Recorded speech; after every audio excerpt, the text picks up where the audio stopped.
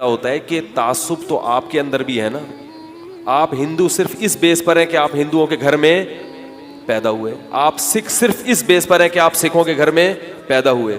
آپ نے کبھی اس تحقیق کی کوشش کی کہ میں صحیح مذہب کو فالو کر رہا ہوں یا غلط مذہب کو؟ جو پروپیگنڈا مسلمانوں کے خلاف آپ کے باپ دادا نے بتا دیا کہ یہ دہشت گرد ہوتے ہیں, یہ ٹیپو سلطان یوں تھا تو محمود غزنوی یوں تھا, جو کچھ انہوں نے آپ اٹرم شٹرم آپ کو کہہ دیا, آپ نے اس پہ کیا کر لیا؟ کل کسی کے کمنٹس میں نے پڑھے, یہ محمود غزنوی لٹیرا اور یہ محمود غزنوی یوں تھا اور اس نے تلوار کی نوک سے اسلام پھیلایا اور یہ کیا اور وہ کیا. مجھے دنیا میں بتاؤ, کہیں بھی دنیا میں کوئی حکومت اخلاق کے زور سے قائم ہوئی ہے؟ نہیں یاری بات میرا خیال ہے. امریکہ ایسے وجود میں آیا تھا کہ انگریز گئے تھے وہاں, اخلاق سے ریڈ انڈین کو دعوت دی کہ یار ہمیں حکمران کے طور پہ تسلیم کر لو. انہوں نے کہا چلو ٹھیک ہے, تم بہت اچھے ہو, گورے ہو, ہم کالے ہیں, تم ہم پہ حکومت کرو. ہے بھائی, محمود غزنوی کی آپ کو تلوار نظر آ رہی ہے. ہندو راجاؤں نے, ہندو پنڈتوں نے جو گاؤں دیہاتوں پہ حکومتیں کی ہیں, وہ کیا ان کو رام کر کے, ان کو اپنے نظریوں سے مطمئن کر کے پھر انہوں نے الیکشن ہوا تھا؟ یہ تو جمہوریت کا نظام اس دور میں شروع ہوا ہے. صدیوں سے ایسا ہی ہوتا تھا کہ تلوار کی نوک سے, بولو بھائی, حکومتیں کی جاتی تھیں. تو اصل سوچنے کی چیز یہ نہیں ہے کہ کس نے تلوار کی طاقت سے حکومت کی ہے, اصل یہ ہے کہ کس نے تلوار کا صحیح استعمال کیا اور کس نے تلوار کا غلط استعمال کیا. کس نے تلوار کی نوک سے توحید کا نظام قائم کیا, زنا کو معاشرے سے ختم کیا, شراب کو ختم کیا, ہندو عورتوں کو جلایا جاتا تھا, اس نظام کو ختم کیا, انصاف کا نظام معاشرے میں قائم کیا. محمد ابن قاسم تلوار کی زور سے ہندوستان پر قابض ہوا ہے, لیکن محمد ابن قاسم نے تلوار کی زور سے جو انصاف پھیلایا تھا اس کی شہادت خود ہندوؤں نے دی ہے. آپ کو معلوم ہے کہ 1300 سال پرانے کسی فاتح کی مسلمانوں نے تصویر محفوظ, کیونکہ اسلام میں تصویریں ہمیشہ سے حرام رہی ہیں, تصویریں بنا کے لٹکانا اس کی اسلام اجازت نہیں دیتا, مگر محمد ابن قاسم کی تصویریں آج بھی کتابوں میں ملتی ہیں. یہ مسلمانوں نے نہیں بنائی, یہ ہندوؤں نے محمد ابن قاسم کی تصویریں بنائی تھی اس کی پوجا پاٹ کرنے کے لیے کہ یہ وہ نجات دہندہ ہے جس نے ہمیں ہمارے ظالم حکمرانوں سے نجات دلائی ہے. تو یہ ایک 5ویں کلاس کے بچے کو یہ بات سمجھاؤ تو سمجھ میں آ جائے گی, اور آپ پی ایچ ڈی کے یعنی کیے ہوئے ڈاکٹر ہیں اور آپ اس پروپیگنڈے سے متاثر ہو رہے ہیں کہ مسلمان کیا ہوتے ہیں, دہشت گرد. یہ تلوار سے انہوں نے دنیا میں سب کچھ پھیلایا ہے. ہر دور میں تلوار ہی سے جو کچھ پھیلا ہے وہ پھیلا ہے. فرق یہ ہے کہ تلوار کے زور سے آپ نے, بولو بھائی, امریکہ اگر جاپان پہ ایٹم بم نہ برساتا تو آج امریکہ ہوتا؟ کیا ہو گیا؟ امریکہ نے غلط کیا. جنگ کا یہ مطلب نہیں ہوتا کہ آپ پوری کی پوری قوم کو اس طریقے سے تہس نہس کر دیں, اس کی اسلام اجازت نہیں دیتا. یہ ایٹم بم اگر مسلمانوں کی خلفاء کے پاس ہوتا تو شاید مسلمان اس کا استعمال نہ کرتے, ان کے علماء منع کر دیتے کہ بھئی کسی قوم کو اس طرح سے, نسلوں کو بالکل اس کی جناب تباہ و برباد کر کے رکھ دیا آپ نے. تو لیکن امریکہ نے استعمال کیا, اور جنگ عظیم میں پھر فتح کس کو ہوئی؟ جرمنوں کو شکست ہو گئی, جاپان اور اس کے تمام اتحادیوں کو کیا ہو گئی؟ شکست ہو گئی. اور اگر شکست نہ ہوتی, یہ جو جماعت اسلامی کے سابق امیر تھے قاضی حسین احمد, یہ ایک دفعہ جاپان گئے. اسلام میں بھی تلوار بھی ہے, بم بھی ہے, سب کچھ ہے. کیوں ہے یہ میں یہ سمجھانے کے لیے بتا رہا ہوں, دہشت گردی کے لیے نہیں ہے. یہ کیوں ہے یہ سمجھانے کے لیے میں بتا رہا ہوں آپ کو کہ وہ جو سابق صدر ہے نا جماعت اسلامی کے سابق امیر قاضی حسین احمد, جن کا انتقال ہو گیا, اللہ ان کی مغفرت فرمائے, وہ گئے وہاں جاپان کے صدر ان سے ملے. اس نے چنگ پونگ کر کے ان سے کوئی بات کی ہوگی, ٹھیک ہے, اس کا ترجمہ کیا. اس کا حاصل یہ تھا, اگر وہ صحیح ترجمہ سمجھے اس کا, تو اس کا حاصل یہ تھا,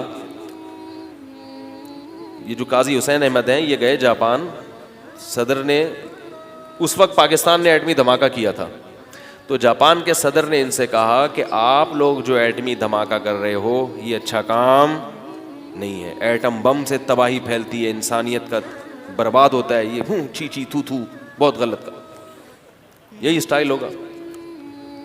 یہ کیا کیا آپ نے, چی چی تھو تھو, بہت گندا کام کیا. بم لوگ مرتے ہیں اس سے, یہ ہوتا ہے.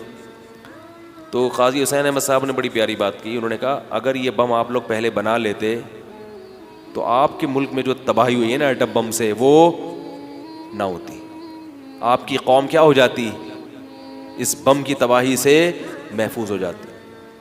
یا تو ساری دنیا غلیلوں سے لڑے, پھر مسلمان بھی غوری میزائل نہیں بنائے گا, بابر میزائل نہیں بنائے گا, اس کو وہ بہت بڑی آرمی نہیں بنائے گا, وہ ایٹم بم نہیں بنائے گا. آپ ساری دنیا سے ایٹم بم چھین لیں, شب برات کے پٹاخے ان کے ہاتھ میں پکڑا دیں. تو پٹاخوں میں تو ہم کیا ہیں, ہمارے یہاں تو شب برات پہ باقاعدہ آرڈر پہ پٹاخے پھوڑے جاتے ہیں. صحیح سمجھ میں آ رہی ہے بات. لیکن دنیا کی اسلام دشمن طاقتیں ایٹم بم بھی بنائیں, ان کی مضبوط آرمی بھی ہو, ان کی ایئر فورس بھی ہو, ان کی سمرینیں بھی ہوں, اور وہ جناب دور سے دور وار کرنے والے میزائل بنا رہے ہوں, تو پھر مسلمان بھی کیا کرے گا, بنائے گا. کیونکہ مسلمان کو اس کے کتاب نے, اس کے قرآن نے حکم دیا, فرمایا اعدوا لهم ما استطعتم من قوہ, کیونکہ اسلام برحق مذہب ہے, اسلام سچا مذہب ہے. تو اللہ فرماتے ہیں تم تو اس کے زیادہ اہل ہو کہ اپنا ڈیفینس کرو, اپنا دفاع کرو. فرمایا اتنی طاقت جمع کرو, اتنی طاقت جمع کرو, ترہبون بہ عدو اللہ وعدوکم, اس طاقت کو دیکھ کر دشمن تھر تھرانے لگے, لڑنے کی نوبت نہ آئے. وہ سمجھنے لگے بھائی ان سے لڑنا ہی حماقت ہے ان لوگوں سے. ترہبون بہ, تمہاری اس طاقت کو دیکھ کر, تمہارے اس اسلحے کو دیکھ کر, سن کر یار ایسے ایسے میزائل ایجاد ہو رہے ہیں, اس کو دیکھ کر یہ کیا کرنے لگے. ورنہ کمزور آدمی کو لوگ کھا جاتے ہیں. جاپان دیکھو نا, کتنے بڑے بڑے سائنسدان ہیں جاپان کے, مگر کوئی پالیسی بیچارہ. ہمارے ایک رشتے دار تھے مرچنٹ نیوی میں کیپٹن تھے وہ, انہوں نے بتایا کہ ہم کیا کرتے ہیں کہ جاپان سے گندم کا جہاز لے کے جاتے ہیں امریکہ, پھر وہی جہاز واپس جاپان لے کے آتے ہیں. میں نے کہا یہ کیا ڈرامہ ہو رہا ہے. انہوں نے کہا امریکہ بہادر نے کہا ہے کہ مجھ سے تم اتنی ٹن گندم خریدو گے. اب وہ ان کے کیلکولیشن میں وہ اتنے ٹن گندم جاپان نے نہیں خریدی, اور ابھی گندم ہے نہیں, تو لاؤ دو اور خریدو ہم سے. بدماشی ہے, تاکہ ہمارے جو کاغذات میں جو ہے نا حساب کیا ہو جائے.